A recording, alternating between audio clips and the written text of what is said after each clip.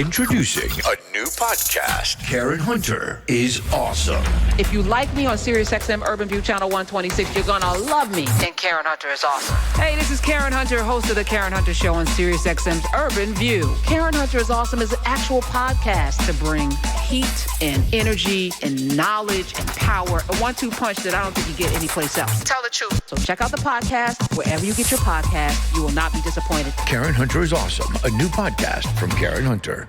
Peace. Never speak ill of the dead. That notion has been burrowed so deeply in our psyche as a society that very often we refuse to criticize and even posthumously sanitize a person's reputation, even if they well deserve the criticism. The sanitizing and romanticizing begins even before they die. Folk don't want to criticize the dying. And I feel like that's what's been happening in the past few weeks with the pending death of TikTok. Don't get it twisted. I have well over 1/3 followers on TikTok alone, and I would have had probably triple that were it not for TikTok. Lest we forget, TikTok was so discriminatory against black people it literally made the news. They had to come up with black TikTok to beat the charges. For all the talk about TikTok being this bastion of free speech, TikTok has systematically silenced the voices of protest to the point where you couldn't even say free Palestine. We had to start using little watermelon emojis to get around the algorithm. I've been shadow banned on TikTok for so long that I basically said my goodbyes a long time ago. But it ain't all about me. I just think it would be wise to tell the truth and the whole truth about what the TikTok experience really was. If not TikTok itself, there will be some other alternative that will come along and be the new TikTok. And if we don't tell the bad along with the good, the new TikTok has no incentive to not repeat the same oppressive tactics as the old TikTok. The king is dead. Long live the king.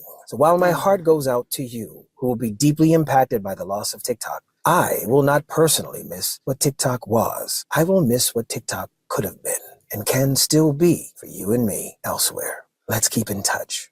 We out here. All right, Dr. Sun Micho, family member here, teacher of the Geechee Gullah culture at Harvard. Last I saw him at Healthy Wealthy Wise, where he set it off on game night and killed it. He won. He's the winner, reigning champ of karaoke. I hear what he's saying.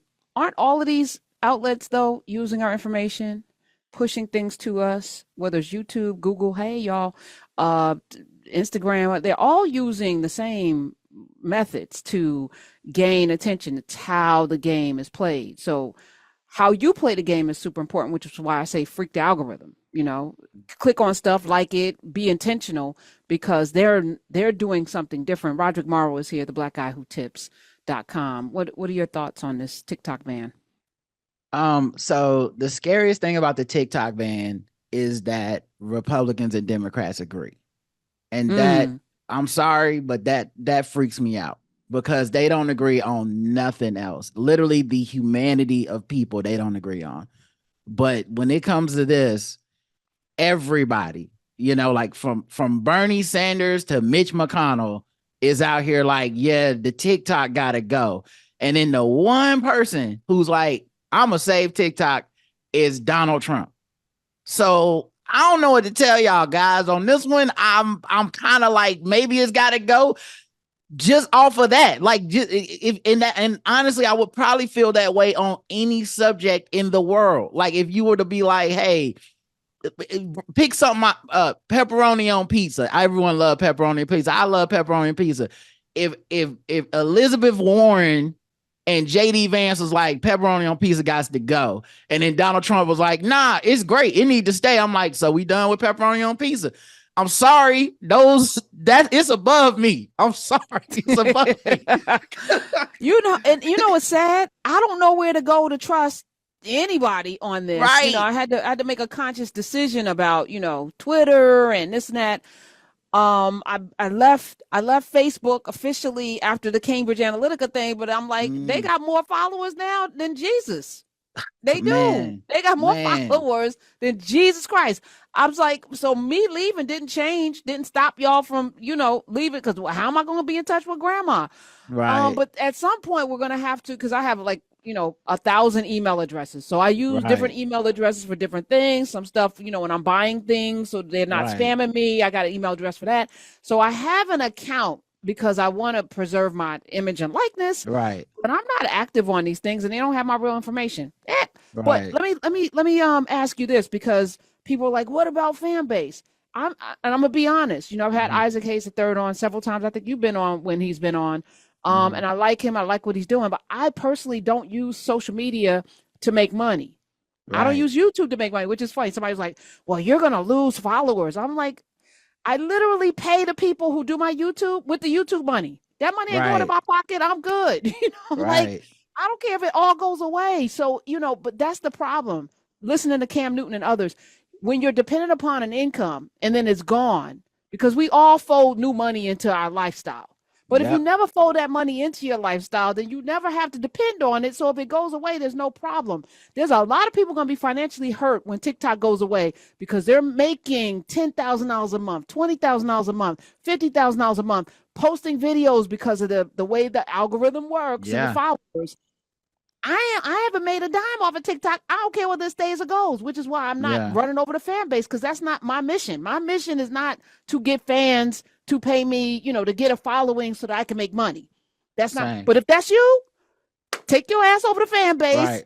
and sign up and get in line because that's the only place I feel Yeah. that makes sense for us at this time if that's what you do. And honestly, people are gonna go where the users are. Like that's just the Correct. fact of the matter. So if fan base doesn't have enough of a user base compared to like Instagram or somewhere, the people these are not moral choices people are making. What they are That's is true. they're capitalistic choices disguised as moral choices. Like Mhm. and it's because those platforms really do get off on us virtue signaling. Like those platforms are mostly everyone's a brand, even people that aren't famous, even people that don't make money. You're a brand. You can't just be Karen Hunter anymore that works in accounting. You gotta be Karen Hunter that supports this movement and is for this type of cause, and these are politics. Or who may be a flight attendant that likes to twerk. So I Yeah. Yeah. and I Whatever. and I But you gotta be, but the point is you're making content now. And correct. once you're making content, you're a business. Whether you got the LLC or not, the world is looking at you like a business. It's the reason why somebody could say something stupid on social media and we're like, how do we fire them? Right? Like, if you think about it, it really doesn't like completely make sense that would happen. Like if I was in Kroger and someone bumped my shoulder and said something rude to me, more than likely I'm either gonna punch him in the face or cuss him out, or I'm gonna keep moving. I've never thought I'm gonna go to your job. Where you work, player? But once we got to social media, that became a real thing. It's not just a real thing; it's an everyday thing, right? You got to be on your P's and Q's.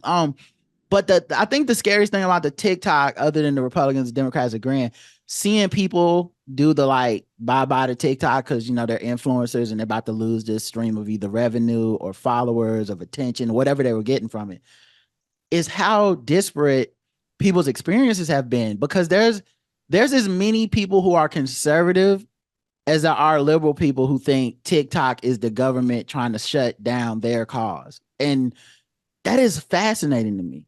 Like I have a friend, she made this video about why she doesn't want to go back to Instagram, but she liked TikTok.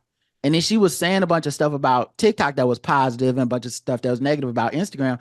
And I was thinking to myself, I've had the opposite experience. Like I see both of them as kind of negative. Yeah. But it's interesting that whatever her algorithm was or her addiction to this platform was, it had created a world where she had her own reality of like, it's perfect over here. Why would you take away something perfect? What is the government trying to do to me? As opposed to being like, I feel kind of like it's all kind of toxic. And it's like smoking a cigarette. Yeah. We all go hit that cigarette one. You just hope you ain't on there smoking a pack a day. You just got to go in there and be like, what we talking about? Oh, that's a good meme. All right, y'all, I'm gonna get back to work. But if you come out, some people is out there like all like this, and so I feel chain like smoking. that's why the Surgeon General put a warning on it. Like it is real what it's doing to our brains. And I think what my most cynical feeling about it is that somehow it's okay when white people that are supposed to be beholden to the American government hold the strings, but not if it's China. That's like my most cynical take feel, because I don't see this huge difference in like, guys, what TikTok will do to you is that I'm like, you mean like still an election? Is because That happened.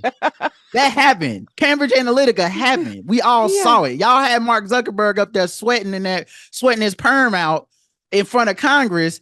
Y'all just had that happen, and now he's gonna be sitting at the inauguration of the next president.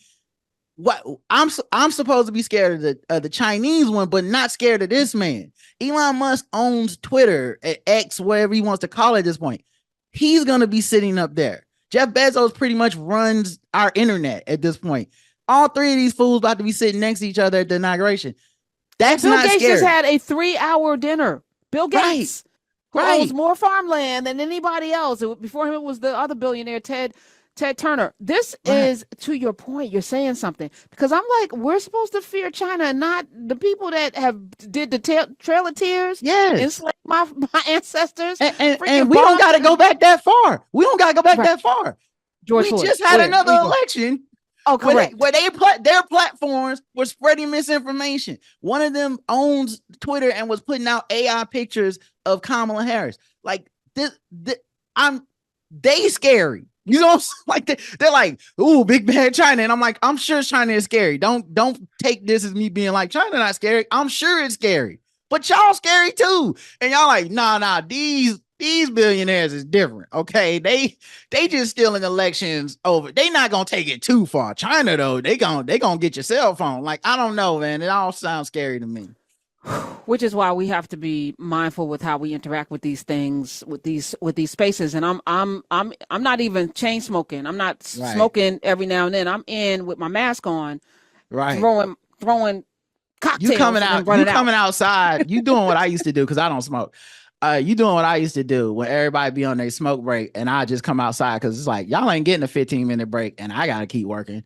So y'all smoke over there, but I'm gonna be in the car. I'm gonna be over here like, yeah, y'all see the show last night? It was crazy. Now keep that downwind, player. I don't want none of that secondhand. Yes. Introducing a new podcast. Karen Hunter is awesome. If you like me on SiriusXM Urban View Channel 126, you're gonna love me. And Karen Hunter is awesome. Hey, this is Karen Hunter, host of the Karen Hunter Show on SiriusXM's Urban View. Karen Hunter is awesome is an actual podcast to bring heat and energy and knowledge and power. A 1-2 punch that I don't think you get anyplace else. Tell the truth. So check out the podcast wherever you get your podcast. You will not be disappointed. Karen Hunter is awesome. A new podcast from Karen Hunter.